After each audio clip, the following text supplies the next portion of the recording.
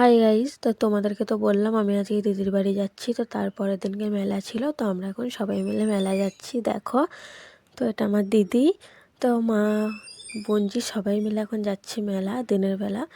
আর এই 1 জানুয়ারি দিনকে সবাই মেলা যায় আর প্রচণ্ড ভিড়ও হয়।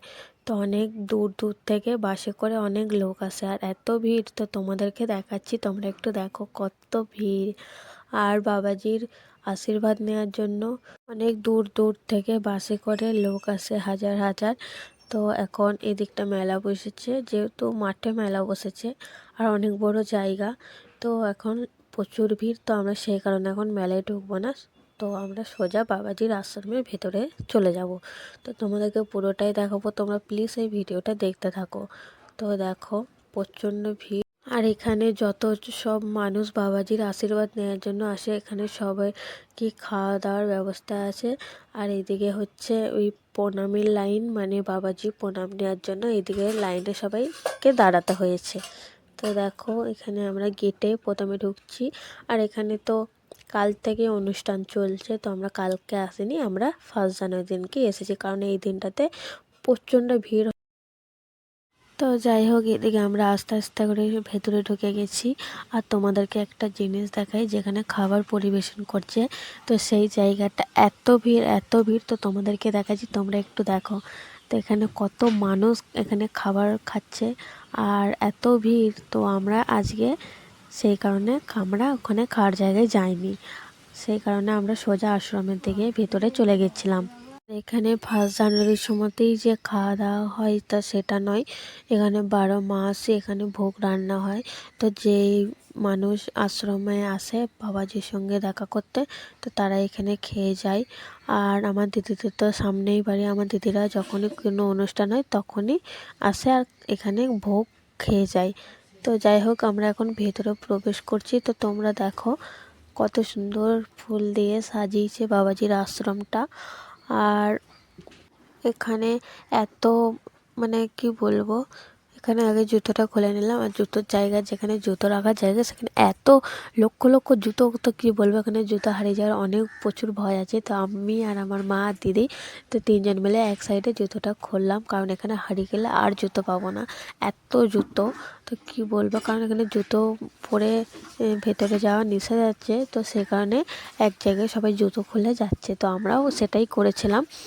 তো যাই হোক, এরপর দেখো, তো এখন আমরা ভেতরে প্রবেশ করেছি আর তোমাদেরকে পুরোটাই একটু ঘুরে দেখাচ্ছি, তোমরা প্লিজ এই ভিডিওটা দেখো।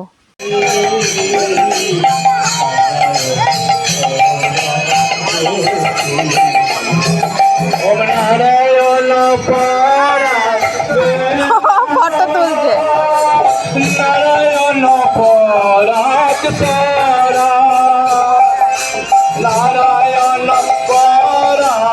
মুক্তি।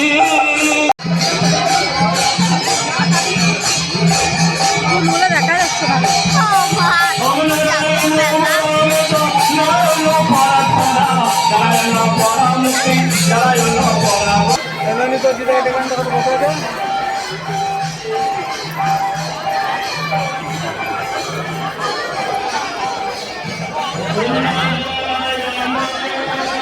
ওখানে আমাদের ভেতরের দিকটা ঘোরা হয়ে গেছে। তখন আমরা বাইরে বেরিয়ে গেছি, আর বেরোনোর সময় দেখি আরও ভিড় হয়ে গেছে, তো এখানটা বেরোতেই পারছি না, এত ভিড়। তো তোমাদেরকে এখানটা একটু দেখায়। আর এখানে হচ্ছে বাবাজি, এখানে স্বয়ং, মানে অনেক কিছু প্রোগ্রাম হচ্ছে, আর বাবাজি মঞ্চে উঠে এখানে গান করছে। তো বললাম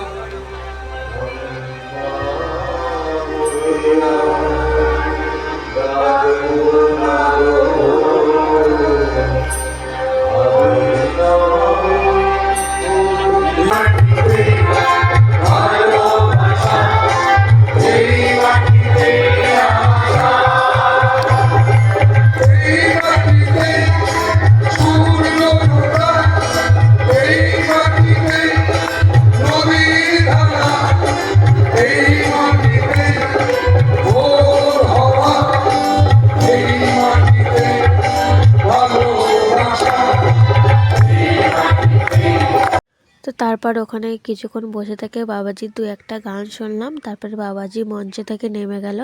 তারপরে আমরা এইদিকে মেলার দিকে চলে এলাম। তো তারপরে এখানে মেলার দিকে এসে আমার বোনজি দেখতে পেয়ে গেছে ওই বড় ট্রেনগুলো, তো সেগুলোতে চাপবে এখন। তো সেই জন্য এখন যাচ্ছে আর আমাকেও বলেছে চাপতে। তো আমি তো কোনো দিন চাপিনি, তো আমিও ফার্স্ট টাইম চাপবো। তো চলো তোমাদেরকে একটু দেখাই। তো আর আমাদের এখানে আমরা চেপে গেছি আর টিকিটও কেটে নিয়েছি। আর আমার বোনজি দেখো এখন এক্সাইটেড হয়ে আছে যে এখন কখন ট্রেনটা চলবে। তো দেখো আর এখানে ট্রেনটা চালু হয়ে গেছে আর আমার বোনজি এখানে আমাকে তো টিপে ধরে আছে, কি বলবো ভয়ে। তো আমারও খুব ভালো লাগছিলো এই ট্রেনটাতে চড়তে। আর তোমাদের কার কার এরকম বাচ্চাদের ট্রেনগুলোতে চাপতে ভালো লাগে অবশ্যই কমেন্ট করে আমাকে বলে দেবে। তো এই যে এটা আমার বোনজি, ও এখন দেখো। আর গোটা মেলাটা একটু ভিডিও করে তোমাদেরকে দেখিয়ে দিলাম। তো তোমাদের ভিডিওটা যদি ভালো লাগে অবশ্যই একটা লাইক করে দেবে আর আমার ইউটিউব চ্যানেলটা সাবস্ক্রাইব করতে একদম ভুলবে না।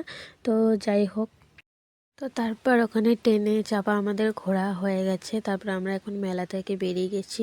তো আমি, দিদি, বোনজি, মা এখন সবাই মিলে বাড়ি চলে যাচ্ছি।